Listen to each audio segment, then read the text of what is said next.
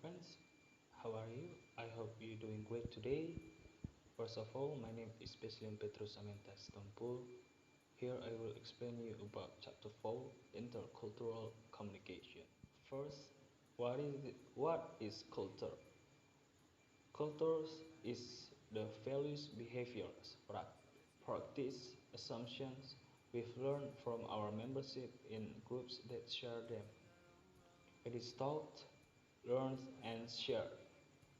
Intercultural interaction occurs when people from different cultures interact with each other to the extent that both are expected to make accommodation to build relationship. Next, intercultural communication is carried out with.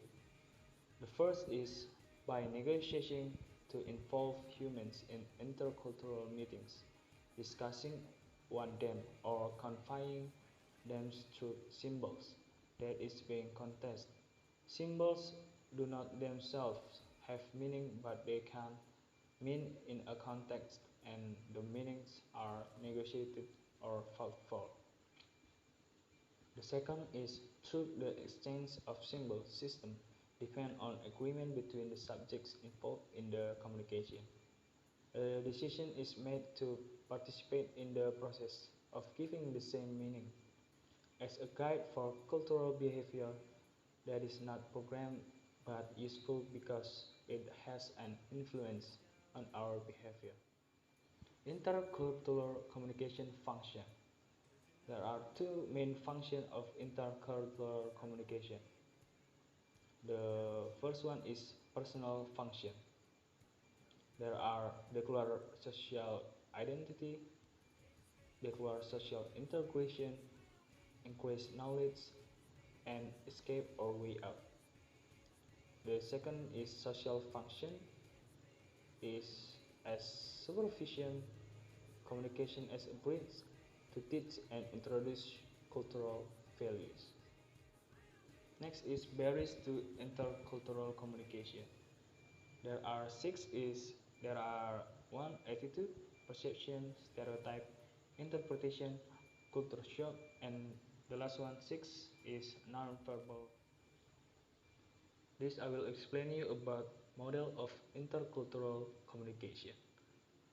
Intercultural communication is communication between people of different cultures. With globalization, cross-cultural communication is very important because it is very useful when we visit or communicate with other people who come from other regions or other countries. If we are not careful, we can offend people of different cultures.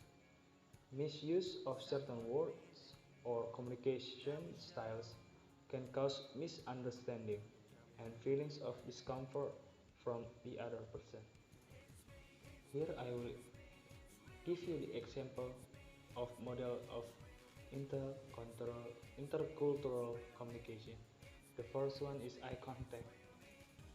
The United States American people depend on direct eye contact.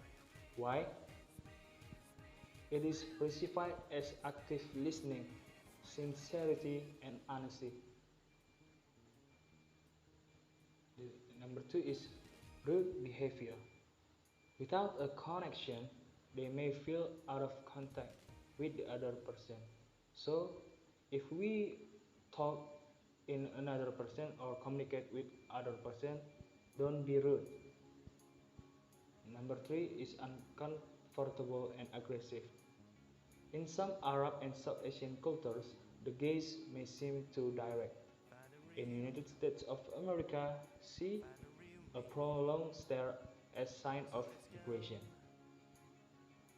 Give some personal space. We are all territorial. Group norms exist for all cultures. We acquire our specific space in early childhood. And the last one is non-verbal behavior. In the Middle East, standing less than 1 foot next to the someone is acceptable. In Europe and North America, 2.5 to 3 feet is acceptable. In Asia, 4 to 5 feet is acceptable due to bowing, especially in Japan. So that's all for the explanations. Chapter 4, Intercultural Communication. Thanks for watching. Hope you enjoyed and see you. Why the fuck you lying? Why you always lying? Oh my god.